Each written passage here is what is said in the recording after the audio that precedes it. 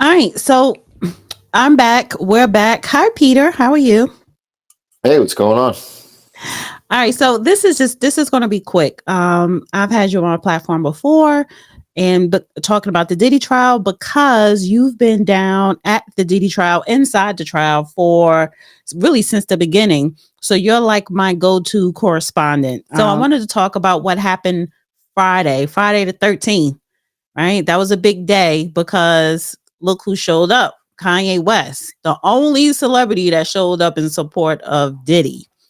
And apparently, not just outside the courtroom, but inside the courtroom, people were going crazy. And he didn't stay long. He only stayed 15 minutes in the overflow rooms. So tell us, what was it like? What happened when he showed up?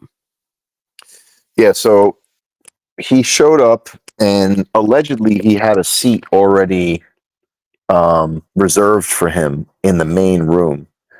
But the reason he didn't go in there is he didn't want to disrupt the proceedings. And we had heard as well that the day before he had showed up, and I think there was an issue surrounding him coming in with the court because they felt like it would potentially bias or influence Jane on the stand. So he didn't come in on Thursday. He came back Friday. He came in, and instead of going up to the main overflow room, which is room 24B, he decided to go to the secondary overflow room because I guess there was less people in there, and it wouldn't have made as much of a spectacle. So, what happened in the main overflow room, which is 24B, is there were about 6 different U.S. Marshal Court security guards that came in, which is very unusual. There's usually only 2, max 3 guards that are in there, keeping everybody quiet, on point, and just keeping general order in the courtroom. And so everybody assumed at that point, when there were 6 guards coming in, that he was going to be coming into that room.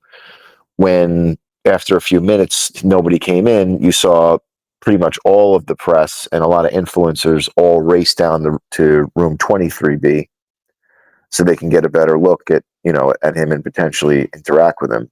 And so once he realized that everybody was rushing to talk to him, he left. So he left very quickly. He was only there for about 15 minutes, and the testimony he was there for was really a nothing burger. It was the HSI agent who was at Diddy's house in LA when they executed the search warrants, and was there to secure the building and then take photographs of the evidence, specifically the guns in the security room.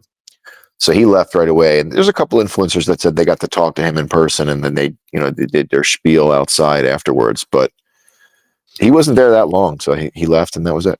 Where were you? I was in the main room, Oh, which was you was in the main courtroom. yeah, in 24. No, I was in the main overflow room, which is 24B. I haven't gotten into the main room at all yet because I don't feel like waking up at 4:30 to go stand in line at 6 and wait there for 3 hours with the circus of individuals that are there. Why And don't you pay for a line holder person? because I'm not paying $35 an hour for someone to sit there for 12 hours. I'm not, I'm not Why would he paying. sit there for 12 hours? I don't get it.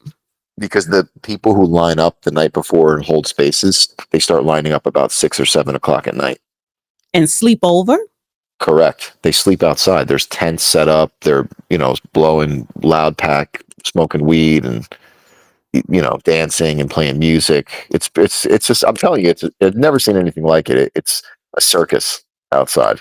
So here's the thing. Okay, so these are not the homeless people, the line placeholders. Some of them may be homeless, but these are people you go through the app, the line placeholder app, you pay them, and they're going to come set up 7, 8 o'clock at night, sleep overnight, and then make sure that they're still standing in that spot for you that following morning. Correct. So you could show up, at a reasonable hour where you're not waking up at the crack of dawn. So you could just walk in and have your spot. But there's only 14 spots for the general public. So if you're 15, you're asked out and you're going into the overflow room, even though you waited for all that time. You got 14 spots for general public and 21 spots for the press. And then special press, credentialed press and big names have spots like reserved for them, which I was talking to one of the court security yesterday, and they're like, people complained because in the overflow room you watch and you could see that there's rows that look like they're completely open. And so people are like, well, I'm watching this right now live. Why can't I go in the room? There's whole rows that are open. So the guard basically said that if you're not there first thing in the morning and you put your name on the list, you're not going to get in. That those people, once their name is on the list, they get like their spot reserved for the whole day. And what happens is Tissa tells, because people were complaining about her cutting in line, but because she gets like over 10,000 plus on her live views, she gets more than legacy news media. So is she considered one of the people with credentialed press now? No. So like credentialed press and getting a hard press pass means that you've covered at least 5 or 6 trials in Southern District for an actual, LLC'd or credentialed agency. Like Matthew Russell Lee from Inner City Press, he's credentialed press and he has a hard pass because he does this for a living. He didn't just pop up out of the woodwork to cover this case. If you go and look through his page, he does this every day. He's in the district like probably 8 to 10 hours Monday through Friday for years now. This is what he does, like for a living. And then he writes books that he publishes on his page on Substack, I think, and he has a subscriber section too. So he's been doing this. I followed him, and he's got great coverage because he's allowed to have a cell phone in the courtroom. Everybody else has to check their cell phone into security when they come in the buildings. Kanye had to do the same thing because he's a regular citizen, even though he's like quote unquote a superstar. He's just like everybody else in the eyes of the government and the law.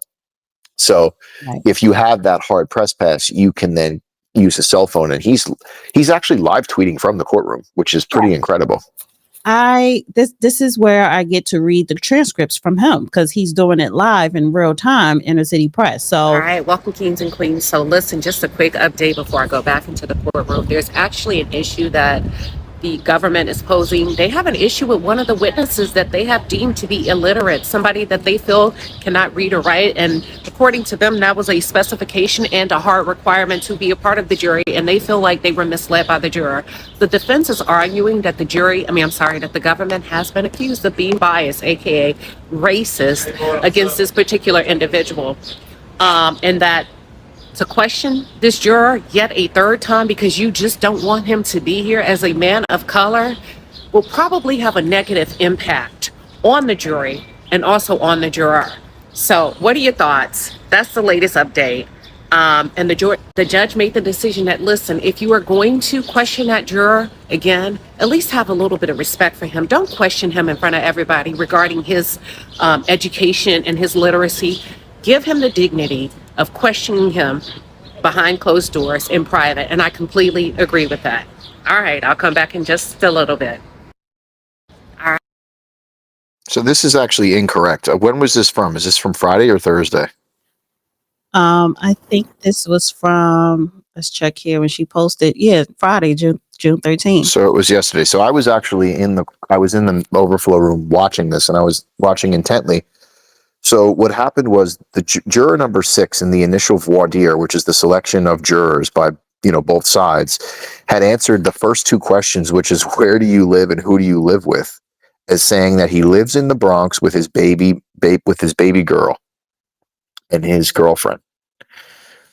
Subsequent to this, in the ensuing weeks, in passing to the court staff, just like the staff of I guess who manages the jurors, he had spoken in passing, just innocently, about living in Jersey recently. So the court staff then took that back to report to the government, saying, "You might want to look into this. This guy's telling us now he lives in Jersey." So now they bring the juror back in and they ask him, "Where do you live?" And he says, "I just moved to Jersey and I'm spending most of my time there in the last few weeks." Now the judge at that point is like, okay, well, this is like an inconsistency, and the the government is now making an inquiry saying that they want to get him bounced off the case because he basically mischaracterized and lied about where he lived from the beginning, and now they're thinking he has an axe to grind, that he wants to be on this jury for a specific reason, and this calls into question the impartiality of him being able to apply the law as he's supposed to, or circumvent applying the law and apply his own reasoning for this to potentially help, one way or the other, him get off or get convicted.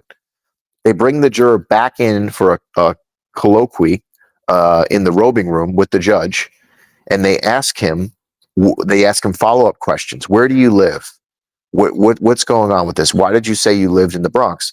Where do you spend most of your time? And he now changes his answer again from saying that he moved to Jersey, saying, no, I'm spending most of my time 4 to 5 days a week in the Bronx. And they say, where does your daughter live? He said, my daughter lives in Jersey. She was born in Jersey.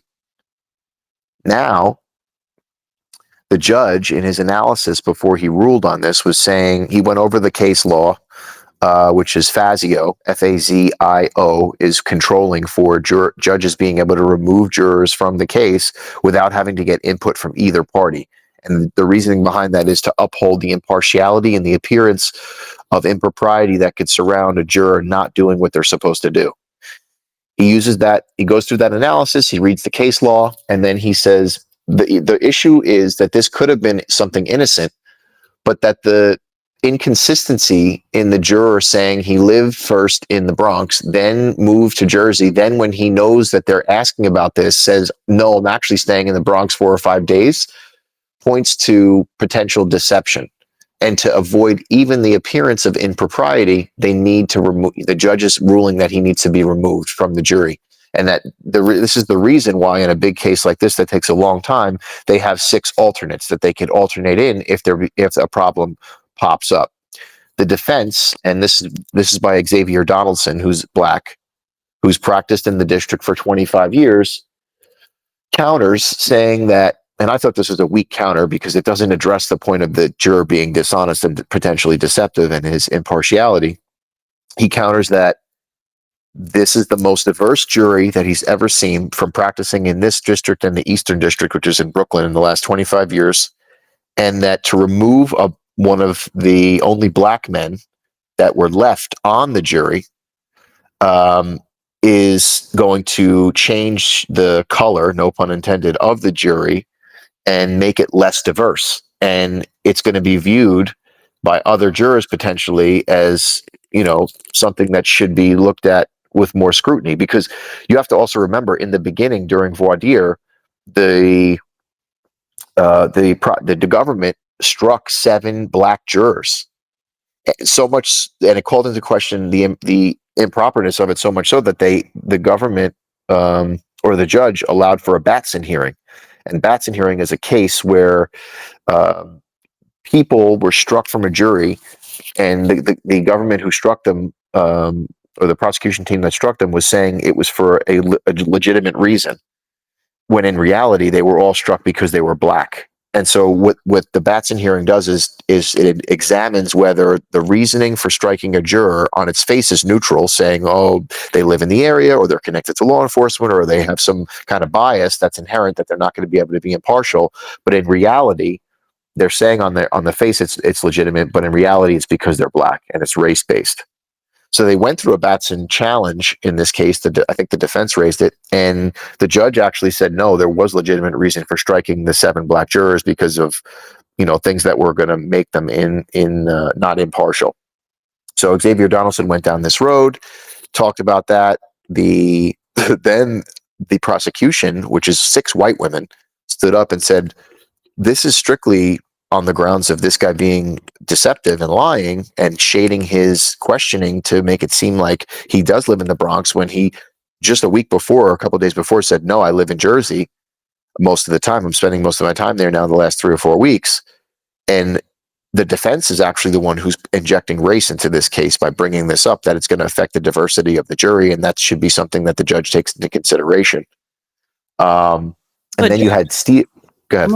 No, I was going to say, but jury number 6, the final conclusion, juror number 6 is out.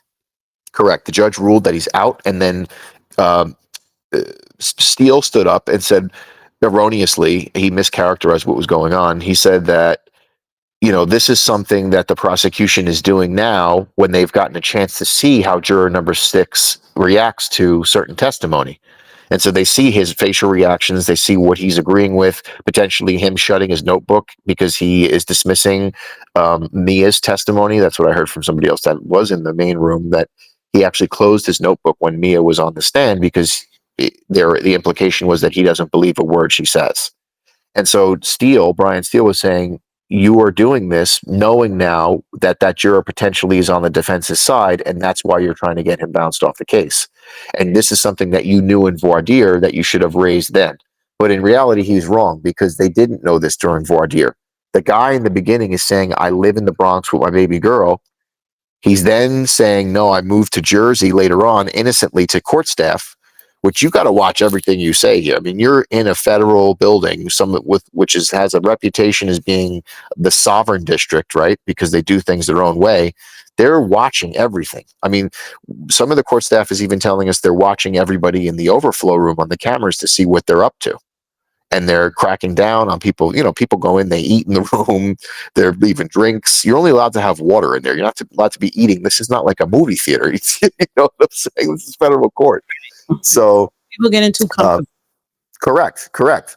So Steele made that point. He sat down. The prosecution stood up and said, that doesn't even make sense. We didn't know this till after the fact. The judge agreed with the prosecution. And then Agnifilo stood up and talked about state case law, that he has had a case where this was something similar at the state level, and how the state looks at this different than the federal level. And why? Because they're both interpreting a constitutional right for the defendant to be able to select the jury that he wants, and that this is effectively hurting and subjugating Diddy's constitutional rights to pick the jury that he wants to have to hear his case, by now having this juror bounced out and having an alternate put in place, which there's only 2 blacks that are in the alternate pool. There's a black woman and a black man, and there's 6 total. So I believe there's going to be a lottery system to select who's going to be next to fill in that spot.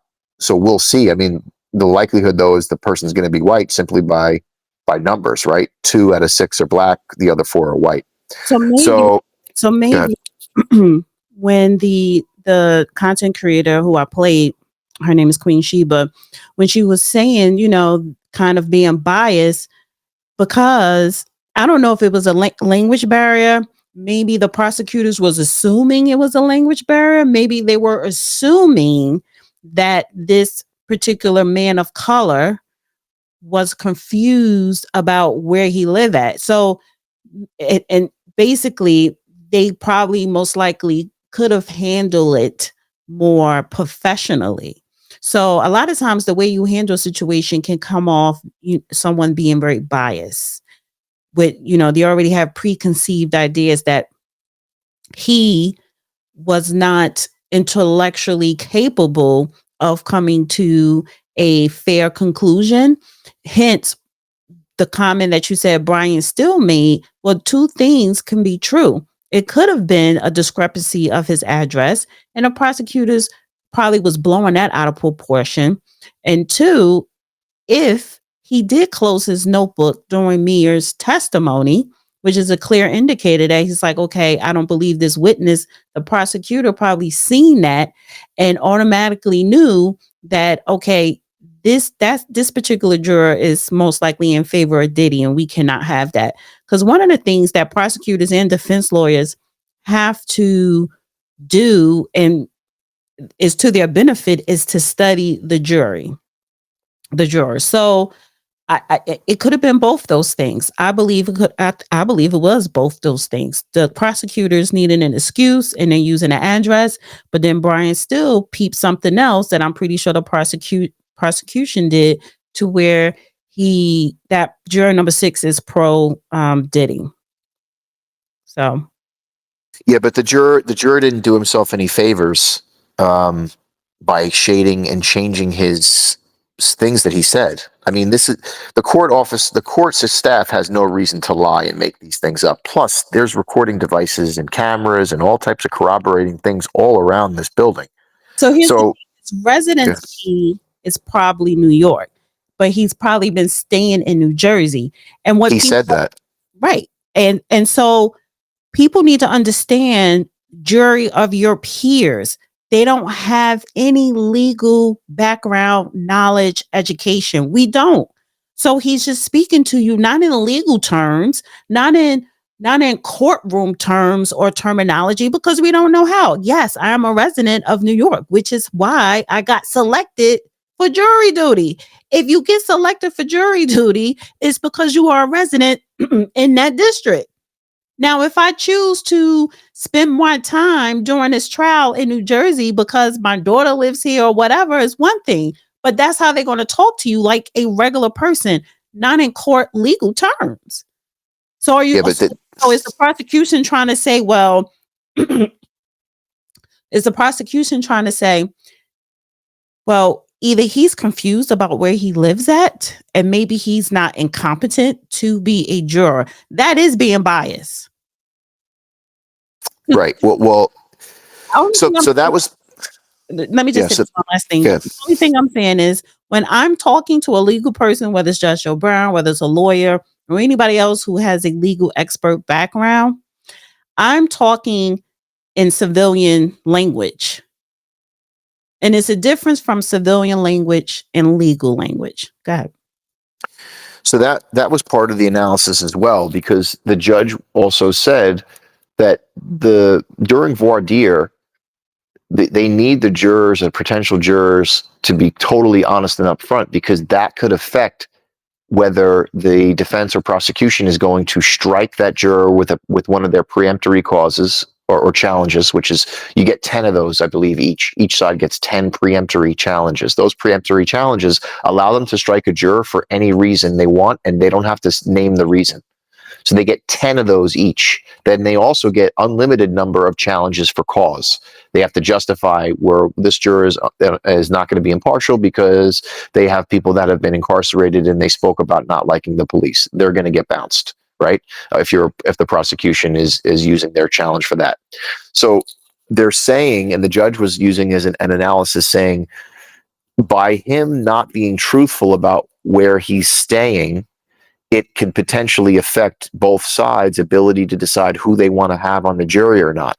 And he said initially this is harmless. He thought this was harmless, that it was just an honest mistake the guy made, because maybe he was staying with his girlfriend, but he really does live and has his mail delivered and pays all his bills in the Bronx. The issue the judge had, which made him side with bouncing the juror, removing the juror, was the inconsistent statements when it was brought up under direct questioning from the judge. Because he just said days before, I've been staying in Jersey a lot, and then gets called in and is talking to the judge saying, no, I am staying in the Bronx 4 or 5 nights, when that contradicts what he just literally told a court staff in an unguarded moment, right? In a moment where he's thinking it's just in passing and no one's going to be paying attention to what he's saying.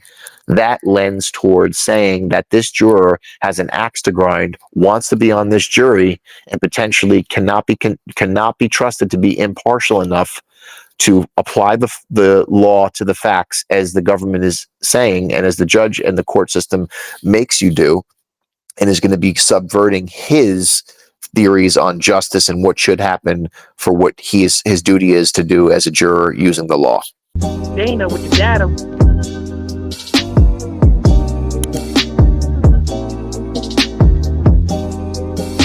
Dana with the data.